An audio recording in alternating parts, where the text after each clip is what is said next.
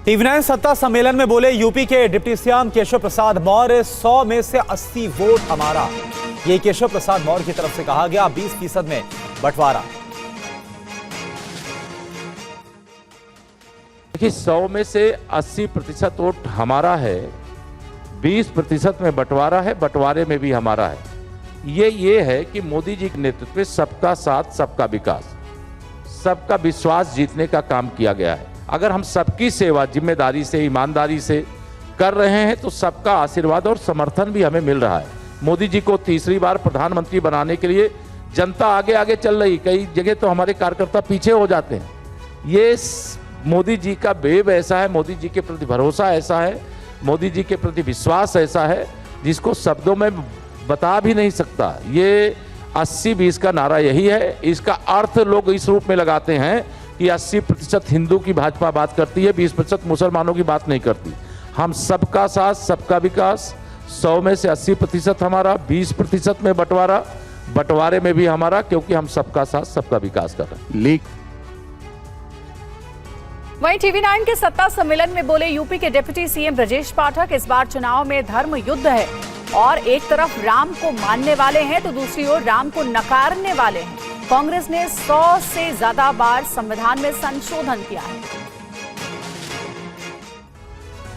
धर्म युद्ध ये है कि सामान्यतः जो विचारधाराएं चुनाव में काम कर रही हैं, एक विचारधारा यह है कि प्रभु रामलला का भव्य मंदिर निर्माण करने वाली टीम है। एक तरफ वो लोग हैं जिन लोगों ने प्रभु रामलला के अस्तित्व को ही मानने से इनकार कर दिया था। सर्वोच्च न्यायालय तक में उन्होंने इस बात का अपने वकील के माध्यम से कहा कि प्रभु रामलला अयोध्या में हुए हैं कि नहीं हुए हैं, ये काल्पनिक है, इसका कोई तथ्य या प्रमाण नहीं है। और दूसरी तरफ जो उनके समाजवादी पार्टी कांग्रेस का जो गठबंधन प्रदेश में है, समाजवादी पार्टी के जब सरकार प्रदेश में थी उसी समय कार्यसेवकों पर गोली चली थी। अयोध्या की धरा को खून से रंगने का काम, सरयू माता के जल को खून से रंगने का काम समाजवादी पार्टी की सरकार के दौरान ही हुआ था। एक तरफ हमारी सांस्कृतिक विचारधारा को आकाश की बुलंदियों की ओर ले जाने वाली टीम है और दूसरी तरफ हमारी जो सनातन संस्कृति है उसके धूल धूसरित करने वाले लोग। टीवी9 के सत्ता सम्मेलन में कांग्रेस के नेता प्रमोद तिवारी ने दावा किया कि इंडिया अलायंस ने एनडीए को रोक दिया है और 4 जून के बाद सरकार बनाने जा रही है। इंडिया गठबंधन का दावा है कि हम 400 पार नहीं करने देंगे। बीजेपी प्रधानमंत्री मोदी का है 400 पार। और पहली बार मैं देख रहा हूं कि कांग्रेस पार्टी अपने इतिहास में 400 सीट पर भी नहीं लड़ रही है, 328 सीट पर। कहां से अब सरकार बनाने की बात कर रहे हैं? अभी मैंने सरकार बनाने की बात नहीं की थी, मैंने तो सिर्फ इतना कहा था कि 400 नहीं पार करने देंगे। दूसरी बात, अब 4 चरणों के बाद मैं कह सकता हूं कि सरकार बनाएंगे नहीं, सरकार बनाने जा रहे हैं, यह तय हो चुका है। जैसा आपने कहा कि मेरा अनुभव सन 80 के बाद कोई ऐसा चुनाव नहीं हुआ है जिसको मैंने या लड़ा नहीं या देखा नहीं। इस चुनाव में ये खास बात है कि कांग्रेस या हमारे इंडिया गठबंधन के साथी, उनको जितना जनता का सहयोग मिल रहा है उतना शायद उनको भी उम्मीद नहीं थी। और वहीं टीवी9 के सत्ता सम्मेलन में बोले समाजवादी पार्टी महासचिव रामगोपाल यादव, बीजेपी को बहुमत नहीं मिलेगा, बीजेपी से लोग नाराज हैं।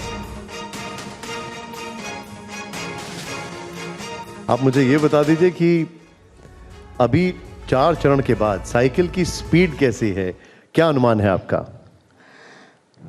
देखिए, एक तो ओरिजिनल स्पीड होती है किसी भी व्हीकल की, चाहे साइकिल हो चाहे और कुछ हो, लेकिन जब उसमें पीछे से एक्सटर्नल माने पब्लिक भी धक्का लगाने लगे स्पीड बढ़ाने के लिए, तो स्पीड तो बढ़ती ही जाएगी। स्पीड तो प्रथम चरण के बाद लगातार बढ़ रही है और 7वें चरण तक वो स्पीड ऐसी होने वाली है और हो चुकी है अभी तक, उसको पकड़ना बीजेपी वगैरह किसी के बस की बात नहीं। तो ये बताइए मुझे कि जो साइकिल है उसको पंजे ने कैसा पकड़ रखा है? नहीं, पकड़ नहीं रखा है, पंजे को लेके चल रही साइकिल। पंजे को लेकर चल रही है साइकिल। बीजेपी कह रही है कि पहले 4 चरण में ही 270 वो पार कर चुके हैं, अब 400 की ओर बढ़ रहे हैं। बीजेपी कह रही जी, उन्हें ये पूछिए कि पहले 4 चरण में उत्तर प्रदेश में कहां कहां खाता खुल रहा है। बीजेपी का परंपरागत वोट जो है बड़े पैमाने पर अंदर से जो नाराज है उसकी वजह से या तो उसने समाजवादी पार्टी और कांग्रेस को वोट किया या वोट डालने नहीं गया।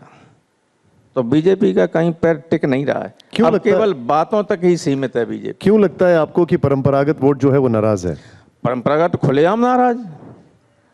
उन लोगों ने जो वोट डाल चुके हैं वो हमसे कह रहे हैं कि बिना मांगे वोट दे रहा हूं मैं, और दिया है। तो वो जो वोट परसेंटेज कम हो रहा है वो बीजेपी का मतदाता है जो नहीं गया है? यस ऑफ कोर्स, सिर्फ बीजेपी का, और तो सब उत्साह में वोट डाल रहे हैं। लेकिन तो एक बात बताइए, फिर केरल में कम क्यों हुआ, तमिलनाडु में क्यों कम हुआ, खजुराहो में क्यों कम हुआ?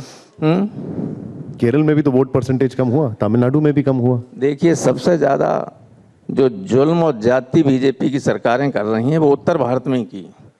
हमने देखा कि कई बार इस दौरान सपा की तरफ से आरोप लगे, जैसे पोस्टल बैलेट पर सवाल उठे, कहा गया कि मुस्लिम बहुल इलाकों में वोट नहीं डालने दिया गया। ऐसा है क्या? कुछ जगहों पे हो सकता है और कुछ जगहों पे पुलिस ने किया है, थोड़ा बहुत किया, ज्यादा नहीं किया है, मगर किया है ऐसा। किया है। और बीजेपी कहती है कि सपा हार के बहाने ढूंढ रही है। सपा हार के बहाने ढूंढ रही है? नहीं, कोई हार के बहाने नहीं ढूंढ रहा। हार के बहाने कौन? बीजेपी तो हार रही है, अब तलाश रही है। जैसे कन्नौज में बीजेपी का उम्मीदवार जो सिटिंग एमपी है वो कह रहा है पुलिस मदद कर रही थी अखिलेश की।